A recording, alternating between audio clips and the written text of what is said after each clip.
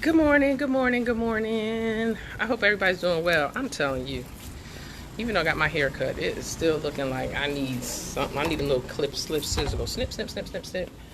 So anyway, I just thought I would drop a quick message. I was in the middle of something, walk into another part of the campus and wanted to share something with everyone this morning. I hope you're doing well. You know, my goal is always to drop some encouragement, because people are up, people are down, so you could take this where it meets you.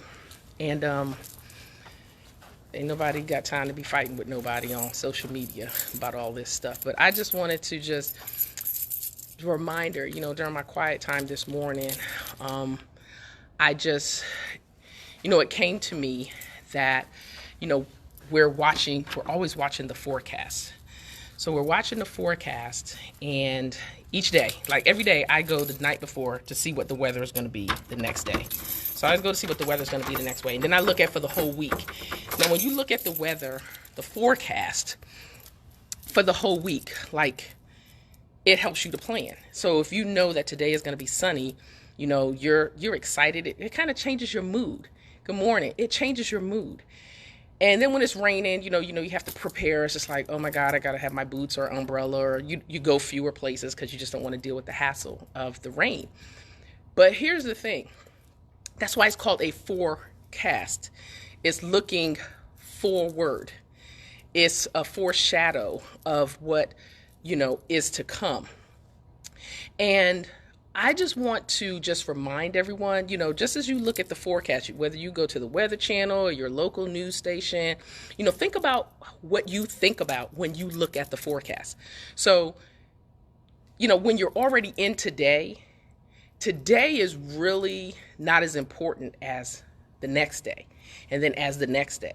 So what you really have, what we really have to do, because I always say you, but I'm always really talking about us collectively.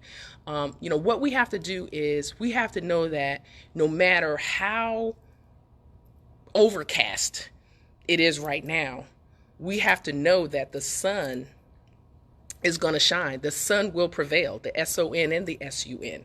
So, I keep hearing this word on social media. That's always where people are saying the truth, or my truth, or your truth. There's only the truth. So I'll give you a perfect example. So I can say to you that the moon is out, and you will say, no, the sun is out. That's my truth. I see the sun is out. But when you really think about it, scientifically, the moon is out, but on another side. It's providing light on another side. There's another type of light on the other side. We're getting a different type of light on this side.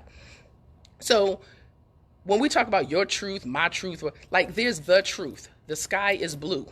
Even when we have cloudy days, the sky is still blue. It's just that there's something in the air that is distorting us from seeing the clarity of the sky. Thank you.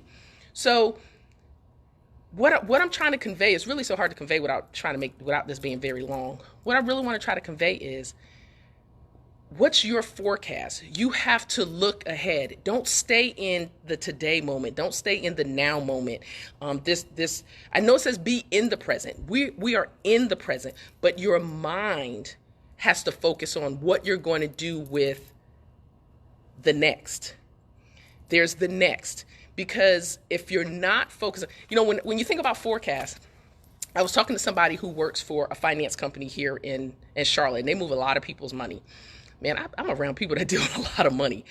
And right now, she said her conversation with folks, good morning, sir. She's having conversations with folks about the economic forecast. So what people are doing right now, they're looking at what it's costing today, but how will you prevail tomorrow?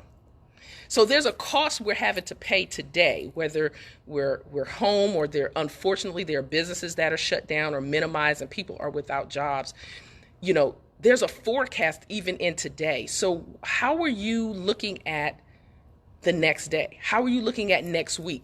I'm looking at what the next 6 months in my life is going to look like. What is it going to look like next year? What is it going to look like next year? The sun is already out.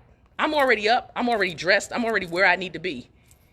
If I forgot my umbrella and it rains today, it's a wrap. I can't sit somewhere curled up, crying and fussing and complaining about the rain. I'm already in the moment. Now I have to sit in that moment and say, how do I prepare tomorrow? How do I get my mind and my perspective right for the next? Because we're not going to always be where we are right now. There are things that are shifting. There's a shift in the atmosphere even today. There's a shifting in the atmosphere that happened this morning. And that's why I keep coming on this page and telling people, to pray about people coming forth and telling the truth and exposing the lies. I'm not going to go back and forth with somebody on social media about what they think is my truth or their truth, or this is a lie, that's a lie. There's information that's being exposed, and we have to be open to hear that truth. We may not like it.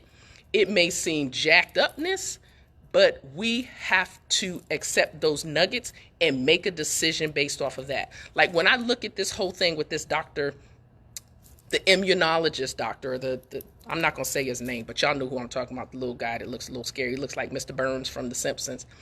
He has a vested interest in the coronavirus being very successful because he has 118 patents for vaccines.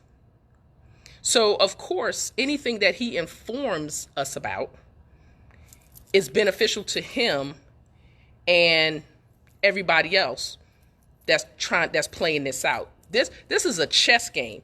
And unfortunately, people are losing lives and they've lost their jobs. And I'm not minimizing, as I always say, I am not minimizing that people are legitimately getting sick. But this was planted because the vaccination is what's going to make people money. So I could sit and be mad in that and stir in that. But here's the thing. I know that I serve a God that's greater than anybody that's making decisions or any task report or any task force or task team. I serve a God that's greater, and he can touch the hearts of those people and cause them to turn and expose. So that's our prayer. That's our word. Put that out in the atmosphere. God, you expose the truth. You touch those hearts. So while I'm praying that prayer, I'm thinking on the other side. After that forecast, when those people come forth, what does that look like for us? What does that look like for our lives? What does it look like for the people of this world? That's where I'm focusing. So whose report? And I said it Sunday. Thank you. I said it Sunday in my thing on Sunday. When especially those of us who are Christians, when the minister says, whose report you going to believe? You going to believe God or you going to believe the enemy? We don't believe God. We believe in Christ. But now we sitting and we in front of CNN and we believe in their report. When they're showing numbers just to kind of get you engaged. They're not trying to inform you, they're trying to get you engaged.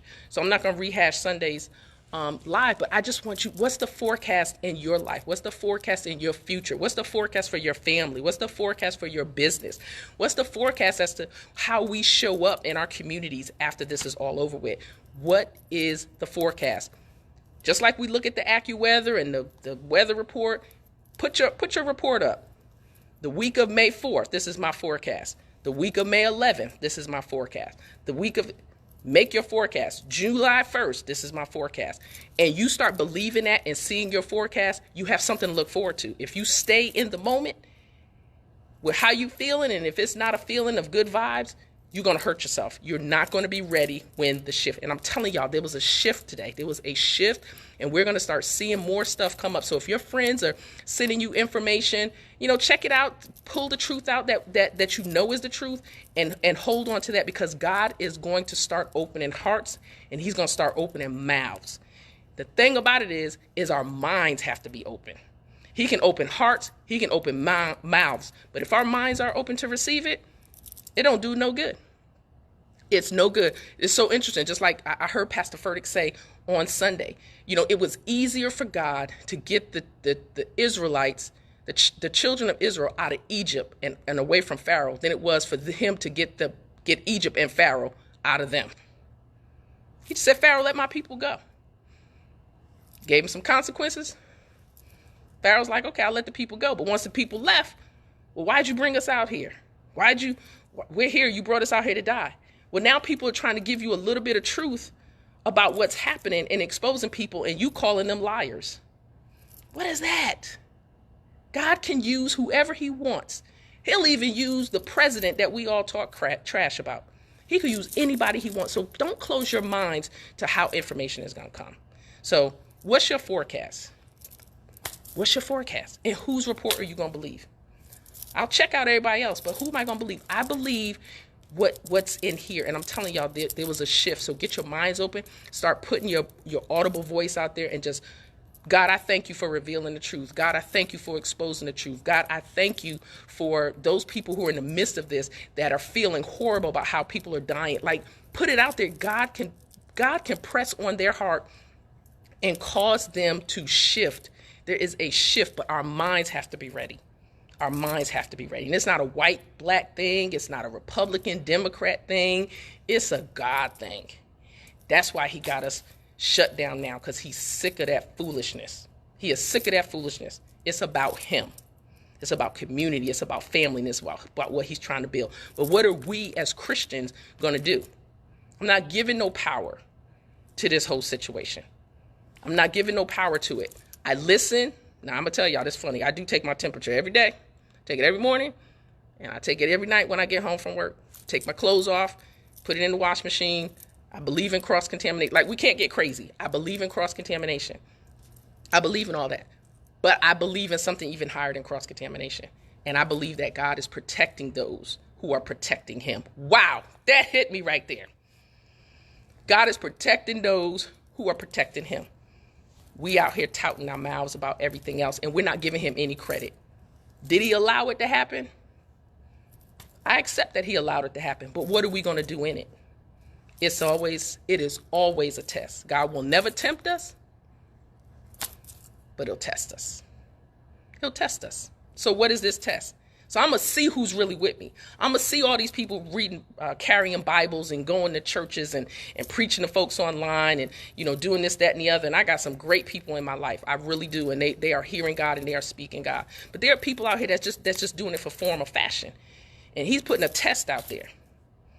And he's going to see, how are we going to prevail? How are his people going to respond to this? Are we like the children of Israel? We're at the Red Sea and it hasn't parted yet. See, the Red Sea just hadn't parted yet. We just got to stand there and we got to wait for God. But while we're doing it, we still have to give him praise and honor and glory. And we still have to claim him as the Most High. He is the Most High. This is an absolute horrible situation. But think about this. Those of us that grew up in the 80s, the 70s and 80s, we got through the AIDS scare. We didn't want to see a drop of blood nowhere. We didn't want to be around anybody that we, presumed to be a drug addict or a prostitute. Like, we were just separating ourselves back then. We were putting ourselves in classes. Well, now God has taken all the classes and put us all on the same level. All on the same level. But I'm going to tell you right now, the people who can make a whole lot of money off of this, they got their forecasts. They know what it's going to look like. What is it going to look like for you? So I thank you for taking the time to check this out today. And I appreciate it. I appreciate your comments and your hearts. Thank you so much. Love you guys.